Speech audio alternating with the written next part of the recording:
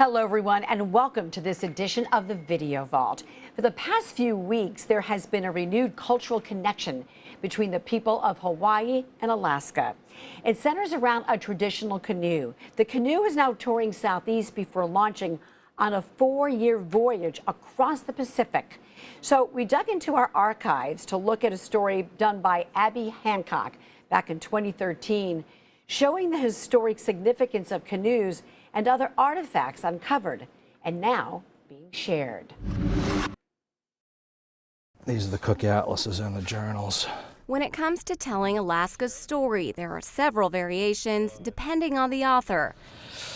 Exploring the history of Alaska's ancestors requires a journey through time. Here's a great example of the Aleut, what they called canoes, what we now call kayaks. With the help of Lusac librarian Doug McAllister.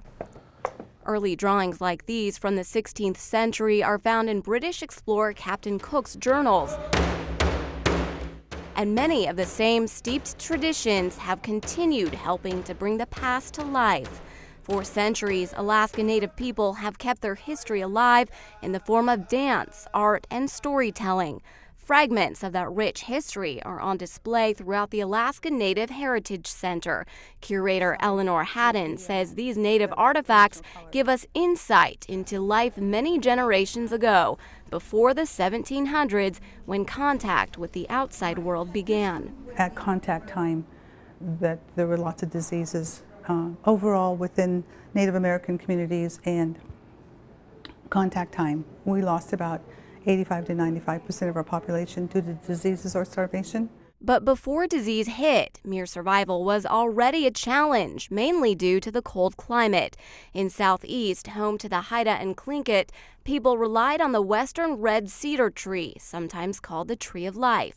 Its bark was used for food baskets, mats, even clothing. Because we're from rain country, we need all kinds of protection. And so our hat would be used for shade and rain.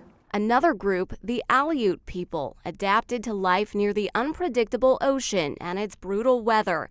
They lived along what's now known as Alaska's Aleutian Chain. The winds could get from 100 to 200 miles per hour daily, so that's why they lived underground. And in this area, they had no trees because of the winds, so they highly relied on driftwood. Driftwood is very valuable. They were maritime reliant. Their food source was the sea. And their excellent hunting skills also attracted Russian fur traders in the 18th century. The Russians, basically, when they came over here, were very keen on the sea otter pelts because the sea otter pelt is one of the most densest furs and most luxurious furs. And so they basically took command of the Aleuts and enslaved them and had them hunting the sea otters almost to extinction. The Inupiaq people of Alaska's Arctic and North Slope became accustomed to sub-zero temperatures. This culture group relied on the whale that's still practiced by many Inupiaq today.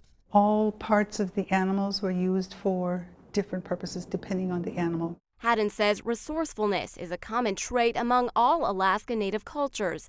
The Yupik people hunted seals to craft as water bags, and in the Athabascan culture, moss helped insulate homes. Alaska's 5 indigenous groups shared many of the same skills and talents, particularly in innovation. But while they share similarities, each group is also very unique. Today, many of these native cultures and their traditions are deeply rooted in Alaska's story, no matter the author. Your interpretations will change, and it's not up to the storyteller to give the moral of the story. It's up to the listener to understand what's going on. So it was very important to continue telling the stories because it just wasn't a one-time, once-a-year story. It was an ongoing process. Like a good book, some chapters of Alaska's history illustrate success, while others demonstrate challenges. But it's a story that is still being written. Such an interesting look at Alaska's history and the way of life for our Native ancestors. Well, thanks for joining us for this edition of the Video Vault. You can catch all of these features and more at alaskasnewssource.com, or you can catch us on your favorite viewing platforms, streaming platforms such as Amazon Fire, Roku, and Apple TV. Thank you so much for joining us. and have a great day.